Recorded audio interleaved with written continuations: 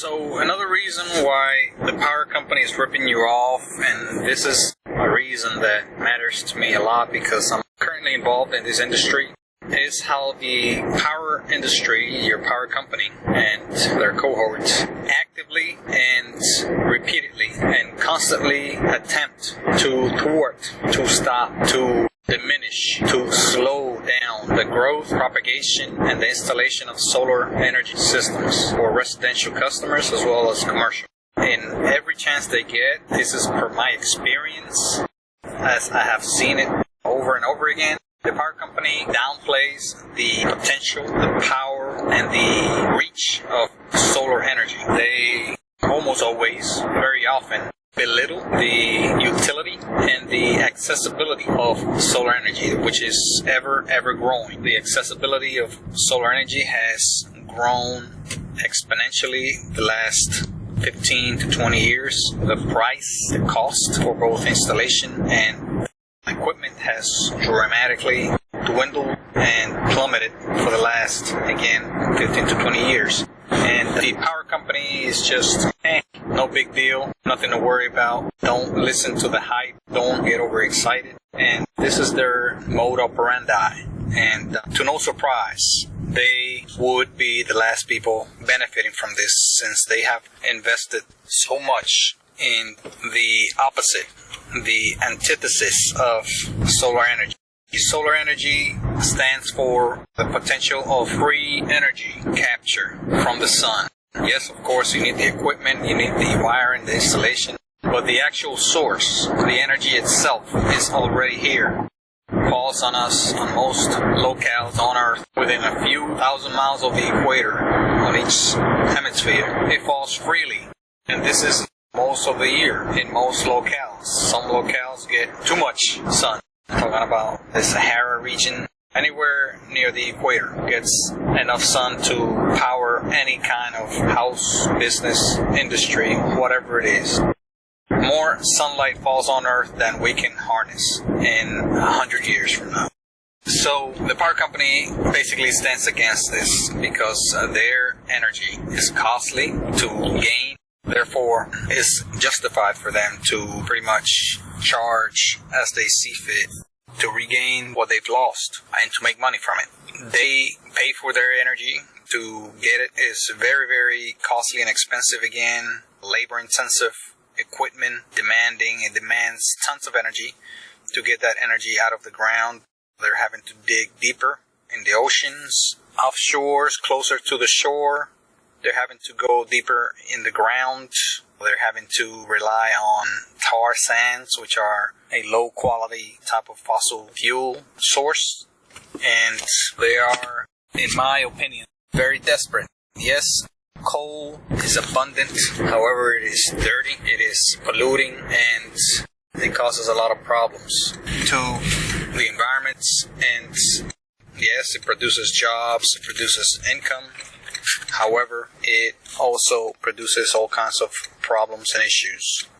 The power companies, mainly here in the United States, they use coal primarily as their fossil fuel to regenerate energy in a very outdated and obsolete technologies that have been around for 100 years or more in some cases, and pretty much burning stuff to create heat, and then with that heat create steam to turn turbines. I mean, this is old, ancient technologies being used to this day. Dirty as they come and dangerous, causing many deaths, and it's something that the power company utterly depends on, and they have a vast network of investments in this industry, and they are not looking to back away from it. Not anytime soon, not until the last piece of coal is dug from the ground, until the last drop of oil is extracted from the ground. And this is unsustainable. Not only that, but it's also, again, harmful for all kinds of stuff, including the environment, people, nations, you name it.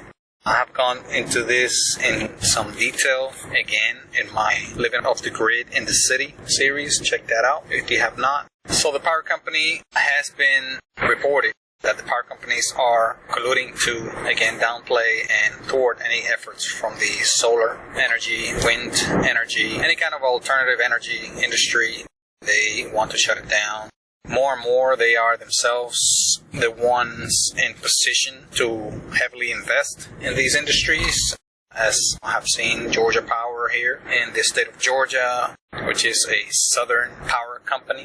And there's a huge conglomerate of power companies here in the southeast. And again, they are heavily investing in solar while they themselves downplay it in every advertisement and every publication that they get their hands on, including their website, which I have seen just lately, and they do everything they can to discourage you from getting solar panels installed on your roof. They will happily invest in their solar farms, their immense and gigantic solar farms, to eventually pass the bill to the customer and just transfer over their source of energy from fossil fuels to solar and keep abusing you, keep the same power structure that they have right now. They want to remain in power, whether it's with solar, whether it's with both fossil fuels and solar, a combination of both alternative energies. It doesn't really matter to them. They are not married to fossil fuels. They just want to maintain power.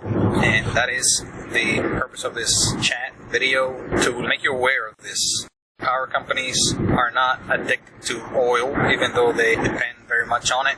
They're not addicted to fossil fuels, even though that is their major and primary source of energy. They will go into any kind of energy as long as they can keep a hold of power. They do not want solar installations to get out of hand. They put limits on the amount of solar energy or solar panels put on roofs by regulation and law in many cases, in many communities, states, cities. They are in bed with city officials, county officials, and state officials. And it is of no surprise, it is not a coincidence that, like here, for example, Georgia Power has their headquarters right in the capital of Georgia, Atlanta. Their headquarters right in the middle of downtown Atlanta, very close to the state capital. And that is to no surprise to me. It shouldn't be to you. It is by design. It is very much a strategic location for their headquarters. They want to be close to where the legislations are being formulated, made, and passed, because they want to have a piece of that pie. They want to have a say, a big seat. Basically, an unelected entity is very much lobbying and making their own rules, their own laws through manipulation, through bribery, let's call it what it is, and through just buying politicians left and right, city officials, you name it. They will do whatever it takes to maintain a grip on you, maintain a grip on power, maintain their existence. They know solar energy on rooftops threatens their existence. Eventually, they can lose enough customers to solar energy to where they cannot operate. And they are utterly and clearly afraid and shaken by this. But don't let that deter you. Remember who the power company is. Remember what they've done throughout the many, many years that you, the poor, the working poor, the lower middle class, the lower class, the middle class, what they have done to you. Don't have pity and mercy for a monstrosity, for a abomination, for a evil machine that basically grinds and eats human flesh. Don't be sorry.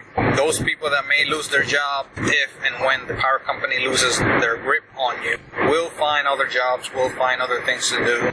It is the machine, the system itself that needs to crumble out of existence, that needs to evaporate into thin air. The power company has been reported by the National Public Radio Network, NPR. This was years back, that they have many, many meetings, regular meetings, and there are, I believe, leaked documents that verify this, that they hold meetings on strategies how to thwart and prevent rooftop installations.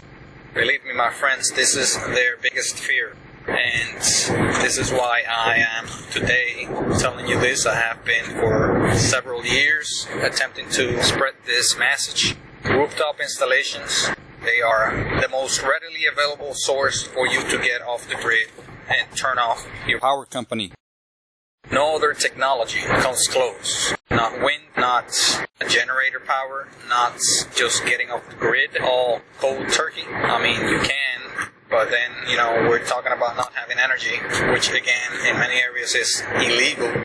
But through installations of solar energy on your rooftop or your yard or your open area, again, are the most reliable and accessible way to getting off the grid, turning off your power company, which so much abuses you and takes advantage of you.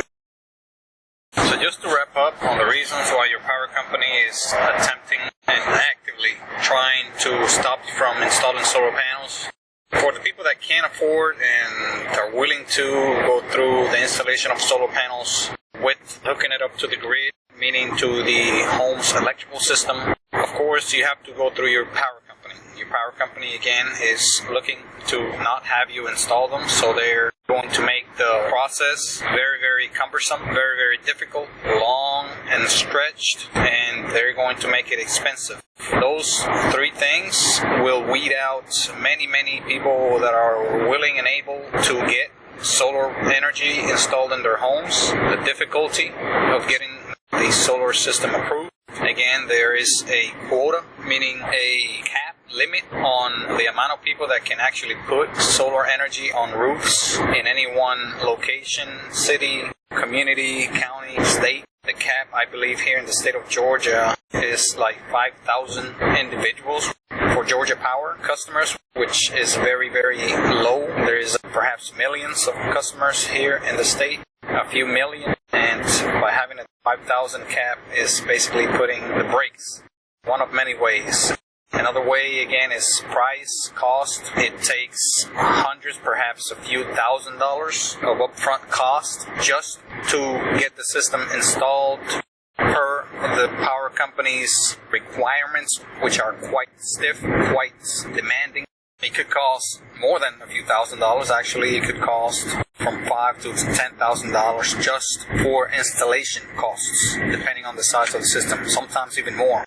This is not even counting the cost of the equipment. They put many, many stiff requirements on the equipment. They want them to be laboratory certified, meaning testing laboratory certified, such as UL, the Underwriters Laboratories certified, or ETL, Intertech certification, or an equivalent, which I'm not sure which else laboratory does the same. I'm sure there's about one or two more for here, the United States. Those types of equipments, although they are admittedly safer and higher quality, they are also much more expensive. That on its own will weed out and prevent many, many folks that cannot afford this type of equipment that's listed by a testing laboratory. So that's also one way that they could prevent. Yes, they claim it's for safety, they claim it's for integrity of the system, prevent fires, this and that, but it is partly, and they must admit it in their private moments, it is partly to weed out folks also from installing a solar panel in their house, business, place of commerce, whatever, industry. Another hoop that you have to jump into is basically the complexity of going through the process, the long drawn process of getting a solar panel system installed in your home and commissioned, turned on, operating. They require a very large amount of paperwork. They require long and complicated applications to be filled, to be approved, to be paid for. An approval, I just found out, of a small system, I believe of 250 kilowatt hours or less, which is pretty much residential size, light commercial. We're looking at $800 just to file a permit for such installation. You have to provide all kinds of documents. You have to provide proof and documentation that the installation was done by a certified and licensed contractor, electrician, or both. You have to provide proof, evidence, and probably inspections to prove that your equipment is listed by, again, a testing laboratory. You have to provide drawings. You have to provide maps showing exact locations of disconnects, exact location of the generation system or your solar panels, wiring, etc. to the power company. Yes, I do know what this is all for. It's for safety reasons, to have that stuff documented in their records. However, they throw it all into the hands of the owner or the contractor or both. They do very little legwork when it comes to this installation. They do a lot of legwork when it comes to providing their conventional power. Turning on your switch, they come in and put in a meter for you. And that brings me to my next point. You have to purchase a meter. They call it net meter or net metering meter. And this is a meter that's supposed to turn or slow down to basically detect the power that you're producing through solar panels, or even advancing reverse, or turn backwards, as they call it, to basically give you credits of the power that you produce, the surplus power you produce, or the power you produce over the one that you use or consume. I believe this is done by design. All of these things are done partly.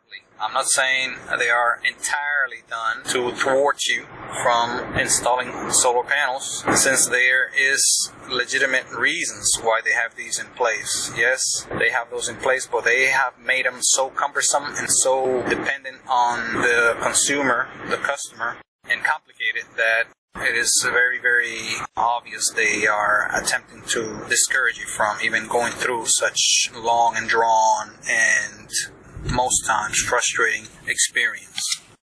And with that, I'll wrap it up, my friends. Thank you very much for listening, and do look forward for the next video on this channel, on this source where you got this video or chat.